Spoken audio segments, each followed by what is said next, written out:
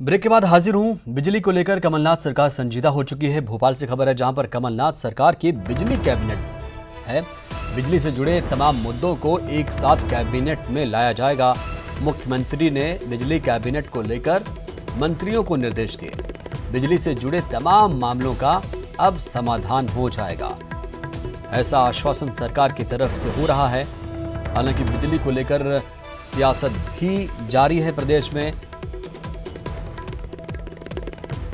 ज्यादा जानकारी के साथ जुड़ रहे हैं हमारे सहयोगी मनोज, ये बिजली कैबिनेट आखिर क्या है और क्या इसका किरदार होगा? जी बिल्कुल कमरुद्दीन, जिस तरीके से कल कैबिनेट की बैठक हुई थी और इस बैठक में ये मुद्दा उठा कि लगातार बिजली को लेकर चाहे वो मंत्री हो या स्थानीय जनप्रतिनिधि, उनके पास लगातार शिकायतें आ रही हैं और यही सबसे बड़ा कारण रहा कि सीएम कमलनाथ ने इस मामले को गंभीरता से लिया और एक बिजली कैबिनेट को करने की उन्होंने अपनी तरफ से मंजूरी दी और ये भी कहा कि जो तमाम मामले हैं बिजली से जुड़े हुए, बिजली के मुद्दों को लेकर, वो तमाम मामलों को एक जगह इकट्ठा किया जाए और उस कैबिनेट को बुलाकर मकसद यही रहेगा कि जो तमाम मामले मध्य प्रदेश में बिजली से जुड़े हैं उनको उस कैबिनेट में लाया जाए और उस कैबिनेट में उस तमाम मामलों का निराकरण किया जाए। इस मकसद से इस कैबिनेट को किया जा रहा है। हालांकि कोई अभी तारीख तय नहीं हुई है, लेकिन तमाम मंत्रियों को, जनप्रतिनिधियों को इस संबंध में निर्देश दे दिए गए हैं कि वो तारीख क्या होगी, वो तमाम मुद्दे क्या होंगे जो बिजली से जुड़े होंगे, उनके निराकरण को किस तरीके से आगे ले जाया जाएगा, इसको लेकर ये बिजली कैबिनेट रखी जाएगी।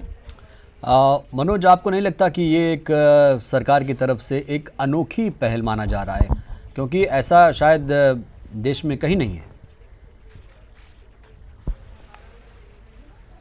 जी बिल्कुल, यदि हम मध्य प्रदेश में बात करें तो कृषि कैबिनेट भी हुई है, लेकिन ये पहला मौका होगा और ये पहली बार होगा किसी सरकार में कि बिजली कैबिनेट होगी और इसमें खास बात यही है कि तमाम मुद्दों को लेकर विपक्ष हो, वो भी बिजली को लेकर ही सरकार को लगातार घेर रही है। ऐसे में सरकार की छवि भी जो है धूमिल हो रही है और उस छवि को सुधारने का भी एक बताया जा रहा है कि एक मौका होगा और तमाम जो शिकायतें आई हैं अभी तक सरकार बनने के बाद 4 से 6 महीने में, उन शिकायतों का निराकरण इस कैबिनेट में करने की कोशिश की जाएगी।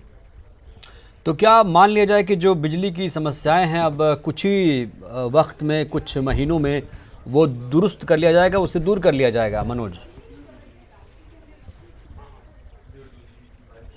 बिल्कुल, क्योंकि इससे पहले बिजली की शिकायतों को लेकर तमाम समितियां बनाई गई थी और उन समितियों में ये तमाम शिकायतें आ रही थी। हालांकि उसके बावजूद भी शिकायतों का जो सिलसिला था वो ख़त्म होने का नाम नहीं ले रहा था। लगातार बिजली से जुड़ी तमाम शिकायतें सीधे मंत्रियों तक पहुंच रही थी और यही कारण है कि उन शिकायतों का निराकरण किस तरीके से किया जाए, क्योंकि बड़े स्तर पर ये शिकायतें, तमाम बिजली से जुड़े पुराने मुद्दे भी हैं जिनको सुलझाने के लिए कई आधिकारिक स्तर पर कोशिश की जा रही थी, लेकिन वो कोशिशें विफल साबित हो रही थी। यही कारण है कि जो बड़े मामले बिजली से जुड़े हैं उनको भी उस कैबिनेट में लाया जाएगा। उस प्रस्ताव को मंत्रियों की तरफ से रखा जाएगा कि आखिरकार कंपनियों और उपभोक्ताओं के बीच में किस तरीके से तालमेल रहे, उनकी शिकायतों को सुनने के लिए क्या सिस्टम काम करे, जो तमाम तरीके के मुद्दे रहेंगे उनको सुलझाने की कोशिश, उनके निराकरण की कोशिश, उन्हें आगे चलिए ये कोशिश अगर कारगर होगा तो बेहतर होगी, क्योंकि जनता इससे परेशान होना बंद कर देगी और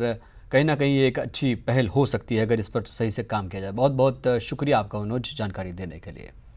भोपाल से खबर जहां पर पूर्व महाधिवक्ता पुष्पेंद्र कौरव के खिलाफ EOW में जांच शुरू हो गई है। प्रदूषण नियंत्रण बोर्ड के पूर्व सदस्य सचिव AN मिश्रा के खिलाफ भी जांच शुरू कर दी गई है।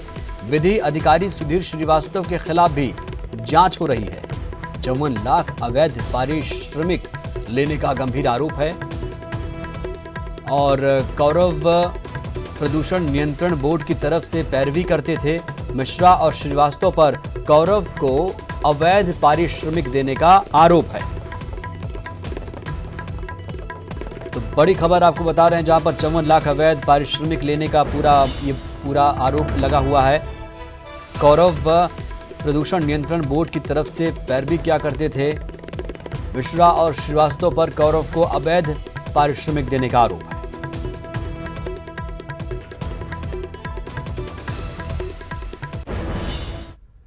जबलपुर में पीएचई विभाग के रिटायर्ड अधिकारी सुरेश उपाध्याय के ठिकानों पर ईओडब्ल्यू की टीम ने छापा मारा। छापे के दौरान टीम को रिटायर्ड अधिकारी जो कि हजारों में पेंशन पाता था वो करोड़ों का आसामी निकला। ईओडब्ल्यू ने अब तक सुरेश उपाध्याय के ठिकानों से 2 किलो सोना, 150 से ज्यादा जमीनों के प्लॉट, 5 किलो चांदी, 2 आलीशान मकान और 1 हॉस्टल मिला है। खुलासा हुआ कि संपत्ति में बीजेपी विधायक अशोक रोहाणी और उनके परिजनों का भी हिस्सा है।